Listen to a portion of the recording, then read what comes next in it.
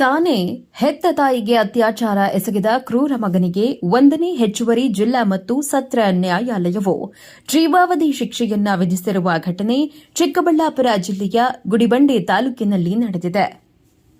ಪ್ರಕರಣದ ವಿವರಗಳ ಪ್ರಕಾರ 2024ರ ಆಗಸ್ಟ್ 4ರ ರಾತ್ರಿ ಗುಡಿಬಂಡೆ ತಾಲೂಕಿನ ಚಿನ್ನಹಳ್ಳಿ ಗ್ರಾಮದ 65 ವರ್ಷದ ರಾಮಕ್ಕ ಅವರು ತಮ್ಮ ಮನೆಯ ಮುಂದೆ ಮಲಗಿದ್ದ ವೇಳೆ ಕೂಡಿದ ಮದದಲ್ಲಿ ಬಂದ ಮಗ ಅಶೋಕ್ ತಾಯಿಯನ್ನ ಬಲವಂತವಾಗಿ ಪಕ್ಕದ ತಿಪ್ಪೆಗೆ ಎಳೆದುಕೊಂಡು ಹೋಗಿ ಹಲ್ಲೆ ನಡೆಸಿ ಅತ್ಯಾಚಾರ ಎಸಗಿದ್ದಾನೆಂಬುದು ದೂರಿನಲ್ಲಿ ತಿಳಿಸಲಾಗಿದೆ.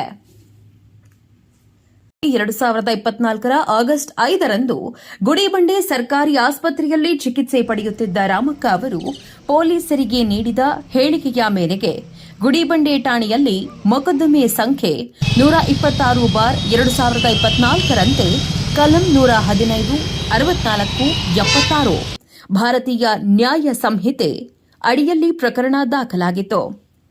ಪೊಲೀಸ್ ಅಧೀಕ್ಷಕ ಕುಶಾಲ್ ಚೌಕ್ಸಿ ಮತ್ತು ಡಿವೈಎಸ್ಪಿ ಶಿವಕುಮಾರ್ ಅವರ ಮಾರ್ಗದರ್ಶನದಲ್ಲಿ ಸಿಪಿಐ ನಯಾಜ್ ಬೇಗ್ ಅವರು ಗುಣಾತ್ಮಕ ತನಿಖೆ ನಡೆಸಿ ಆರೋಪಿಯ ವಿರುದ್ಧ ನ್ಯಾಯಾಲಯಕ್ಕೆ ದೋಷಾರೋಪಣಾ ಪತ್ರ ಸಲ್ಲಿಸಿದರು.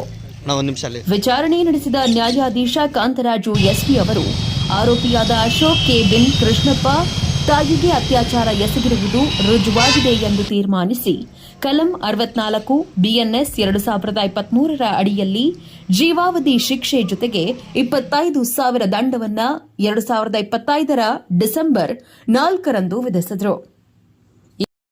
ಈ ಪ್ರಕರಣದಲ್ಲಿ ಸರ್ಕಾರದ ಪರವಾಗಿ ಸರ್ಕಾರಿ ಅಭಿಯೋಜಕಿ ಜಹೀದಾ ಬಾನು ಡಿ ಕನ್ನೋಳ್ಳಿ ವಾದ ಮಂಡಿಸಿ ಆರೋಪಿಗೆ ಶಿಕ್ಷೆ ತರಿಸಲು ಯಶಸ್ವಿಯಾಗಿದ್ದಾರೆ.